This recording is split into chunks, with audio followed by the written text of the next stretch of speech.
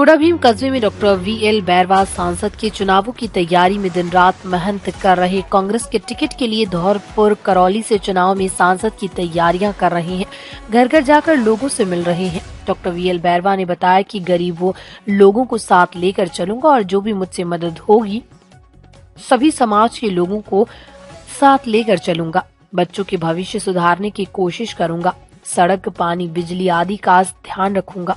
Doctor V L Bairwa सांसद के आने वाले चुनावों की तैयारी कर रहे हैं। कांग्रेस के टिकट लिए एक गरीब परिवार से हूं। मैं भी जहां भी जाते हैं वहां पर डॉक्टर वीएल बैरवा का बहुत जोरदार स्वागत किया जाता है। टोडा भीम नगर पालिका व ग्रामीण क्षेत्रों में भी बहुत जोरदार स्वागत किया जाता है, साफा माला पहनाकर। कांग्रेस के टिकट के लिए धौलपुर करौली से सांसद के चुनावों के लिए डॉक्टर वीएल बैरवा जगह जगह लगवाए बैनर, पोस्टर गाँव से।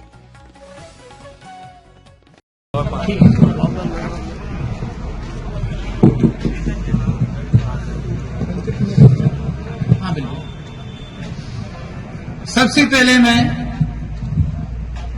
मां फूलेबाई को देश की प्रथम महिला शिक्षा के नाते उनको नमन करता हूं। इसके बाद बाबा साहेब को चरणों में अपना शीश नमन करता हूं।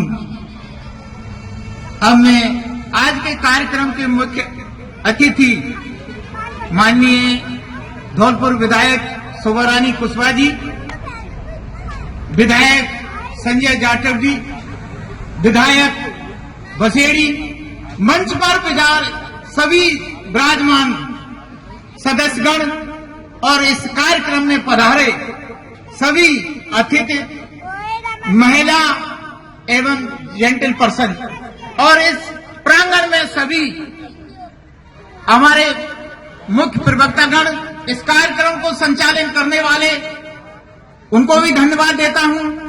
इसके साथ ही इस कार्यक्रम की शोभा बढ़ाने के लिए बाहर से पधारे विभिन्न पत्रकार बंधुओं को मैं सभी को तहे दिल से शुक्रिया अदा करता हूं और इस मंच पर मुझे बुलाने के लिए जो इस मंच संचालन करना ने मेरे को मौका दिया है, इस मौके पर उनको तहे दिल से मैं शुक्रिया अदा करता हूं। जैसा कि अभी मेरे से पूर्व वक्ताओं ने खूब सब कुछ अपने समाज और उनके बारे में बताया, ये राजनीतिक मंच नहीं है, एक सामाजिक मंच है। तो मैं अपने सभी इस एससी वर्ग के सभी भाइयों, सभी बुजुर्गों, मेरे पिता तुल्य भाई और मेरे छोटे भाई की तरह सभी को मैं नमन करता हूं और इस प्रोग्राम को सफल बनाने के लिए सभी का सहयोग रहा। आज मैंने बहुत अच्छा देखा कि इतना पीसफुल जो प्रोग्राम हुआ, वाकई ये अपने लिए कार्यक्रम बहुत अच्छा लगा। मैं सबसे पहले मैं ये कहूंगा कि बाबा साहेब ने जो हमारे लिए अधिकार दिए हैं, उन अधिकार के बिना हम आगे नहीं बढ़ते। दो चीजें हैं मैं आपको बताऊंगा। मां ज्योतिबाई फूले, बाबा साहेब अम्बेडकर, ये कोई आदमी या ऐसी चीज नहीं, ये दो विचारधारा हैं और विचारधारा कभी मरती नहीं है।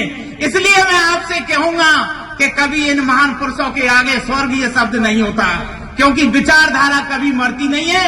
आज ये संसार जब तक रहेगा, जब तक ये चीज रहेगी, ये विचारधारा चलती रहेगी और इस विचारधारा को आगे बढ़ाने के लिए हमको आगे रहना होगा। जैसे मैं आपको अभी थोड़ा सा एक बात कराऊंगा, हम जय भीम और ये सब करते हैं, लेकिन बाबा साहब का एक मेन मोटो था और वो मोटो ये था कि शिक्षित, संगठित, संघर्ष करो। हम जब शिक्षित होंगे और संगठित होंगे, संघर्ष करेंगे, तभी आगे बढ़ेंगे।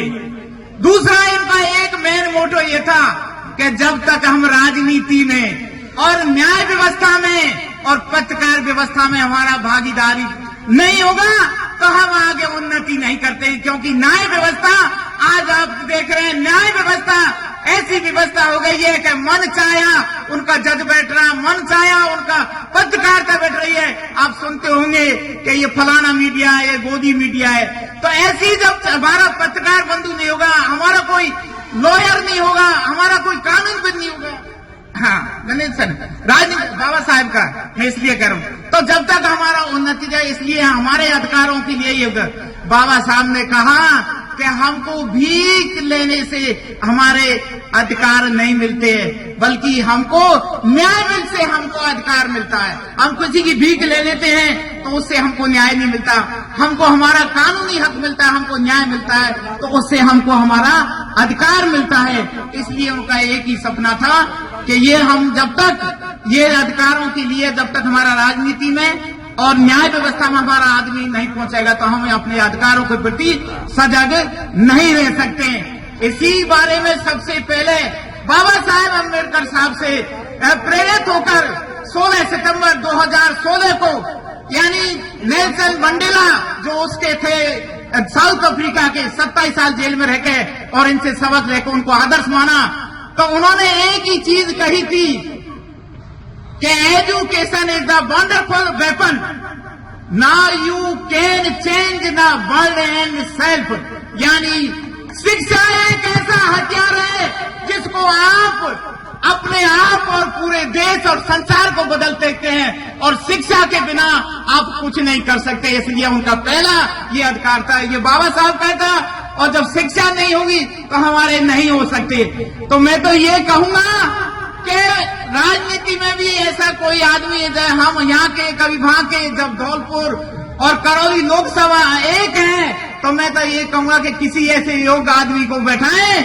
अभी मैं एक कॉन्फ्रेंस इंटरनेशनल, माननीय राहुल गांधी जी आए तो उन्होंने एक ही शब्द कहा कि योग्य आदमी होना चाहिए, और पार्लियामेंट और असेंबली में ऐसा योग्य आदमी बैठे जो बैंक बेंचर न हो, यानी पीछे बैठने वाला हो। शिक्षक के बारे में एक होता है, जब लड़के 3 तरह के होता है, एक इंटेलिजेंट होता है, एक मिडिल होता है, और एक ऐसा होता है थर्ड क्लास, जो बाद में आने वाला पीछे बैठता है, वो अपनी गप पे ठोक रहता है। मिडिल क्लास जो कुछ आ रहा है ठीक है, जो टैप टैलेंट होता है वो टीचर के आगे बैठता है। तो हमको ऐसा आदमी चाहिए, ऐसा आदमी सेलेक्ट करना चाहिए जो हमारी समस्या को आगे उठाए और पार्लियामेंट्री और असेंबली में हमारे जो क्वेश्चन करे और हमारे जो अधिकारों के बारे में बात करे, तब हमारा मजा आएगा।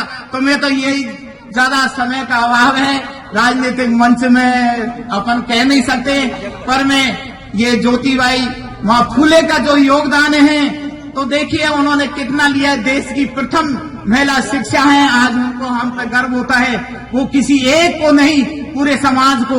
मैं एक चीज और कहना चाहता हूं, मैं आप सभी हमारे लोगों को भी कहता हूं कि वेटिंग फॉर वीजा और हु वर द शूद्र, बाबा साहब की ये दोनों की किताबों को पढ़ें, और हमारी इन किताबों में जो